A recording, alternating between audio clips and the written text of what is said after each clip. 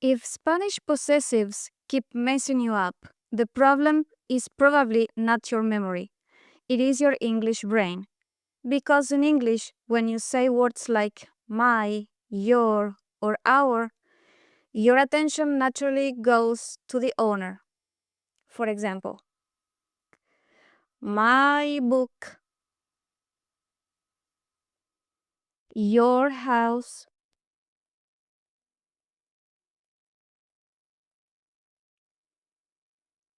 our problem.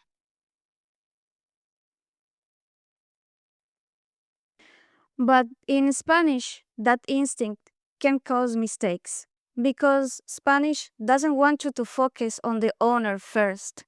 It wants you to focus on the noun.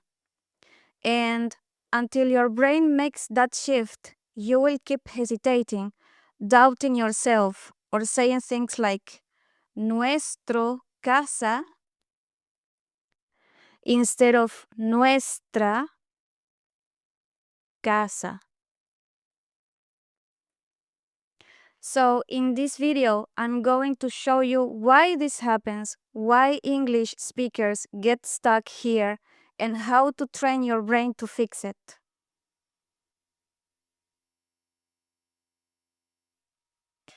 Let's start with the real problem. English trains you to think in one direction, owner first. When you hear my, you think of the person. When you hear your, you think of the person. When you hear our, you think of the people. That feels normal in English because English possessives do not change much. You say, my car, my house, my books.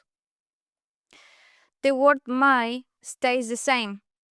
So your brain gets used to treating the possessive like a label connected mainly to the owner. And then Spanish comes in and says, no, look at the noun. That is where the friction starts, because now you are not just saying who owns something. Now you must also react to the grammatical form of the thing being described. That is why students often pause for a split second and think, wait, is it nuestro or nuestra? That pause is the clash between English logic and Spanish logic.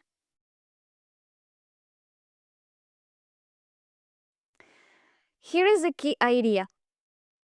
In Spanish, possessives behave like adjectives, and adjectives must agree with the noun, not with the owner, with the noun. That means nuestra casa.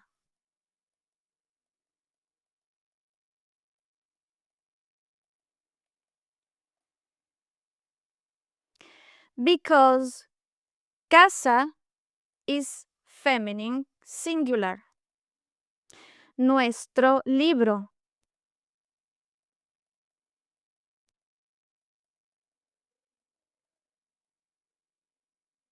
Because libro is masculine singular. Nuestras casas. Because casas is feminine plural. Nuestros libros. Because libros is masculine plural. The owner doesn't control the form here. The noun does.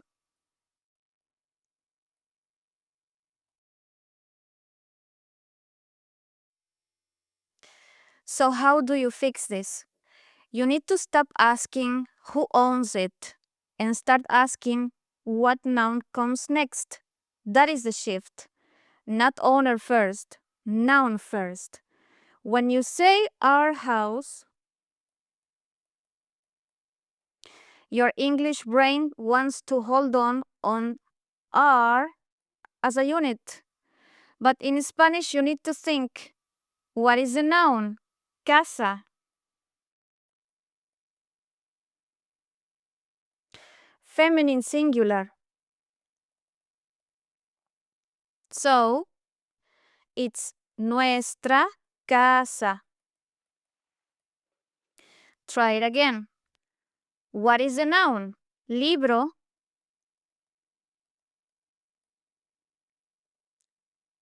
It's masculine singular.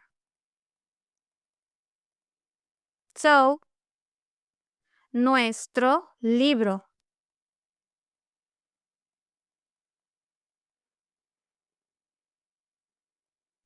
This is the habit you must build. The possessive is not floating in the air, it's attached to the noun.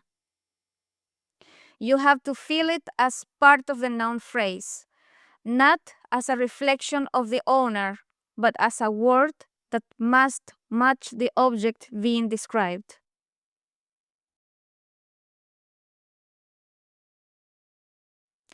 Now let's look at the most common traps. This one is easier because there is no gender change. Mi casa, mi libro, mis casas, mis libros. So here the main thing is number. Singular noun, mi. Plural noun, mis.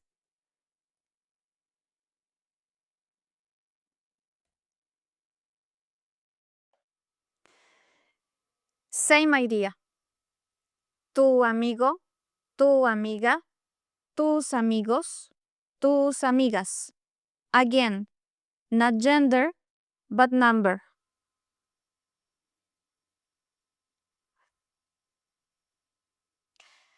This is where many English speakers start falling apart because now Spanish makes the agreement visible.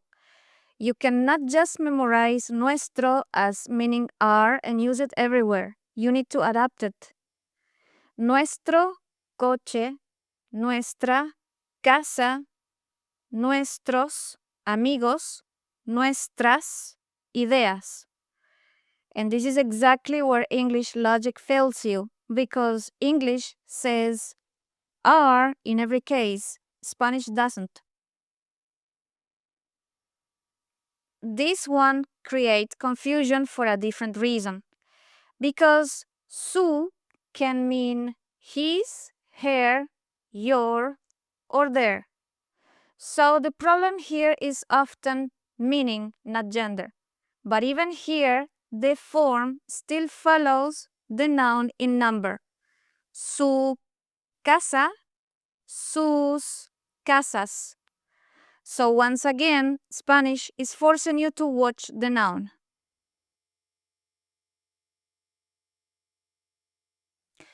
Now let me show you the best way to practice this. Not with long explanations, with fast contrast drills. Why?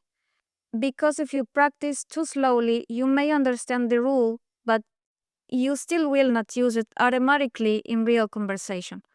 So do drills like this. Nuestro libro, nuestra casa, nuestros libros, nuestras casas.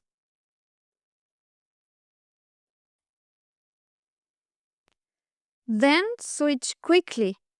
Mi coche, mis coches, tu mochila, tus mochilas. Then keep the owner the same, but change the noun. Our problem, nuestro problema. Our idea, nuestra idea. Our friends, nuestros amigos. Our classes, nuestras clases. Nuestro problema, nuestra idea, nuestros amigos, nuestras clases. This is how you train your brain to stop clinging to English patterns. You are teaching it to react to the noun immediately. That is the whole point.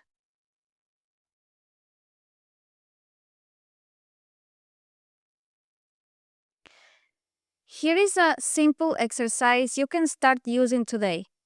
Take one possessive, for example, nuestro, and combine it with 4 noun types: masculine singular, feminine singular, masculine plural, feminine plural, like this: nuestro libro, nuestra casa, nuestros libros, nuestras casas. Nuestro libro, nuestra casa, nuestros libros, nuestras casas. Then repeat it with different nouns. Do it loud. Do it fast. Do not just read it silently. Because speaking forces your brain to choose in real time. And that is exactly what you need in conversation. A lot of students think, I understand the rule, so why do I still make mistakes? Because understanding is not the same as automatic use. You can know the rule perfectly and still fail under pressure if your brain is still using English shortcuts. That is why drills matter. That is why repetition matters. That is why speed matters. You are not just learning a grammar rule, you are replacing an old reflex, and that takes practice.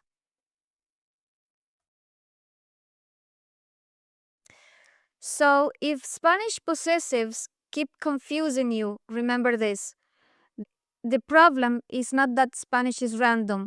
The problem is that your brain is trying to use English logic in the wrong language. In English, you focus on the owner. In Spanish, you must focus on the noun. That is the shift.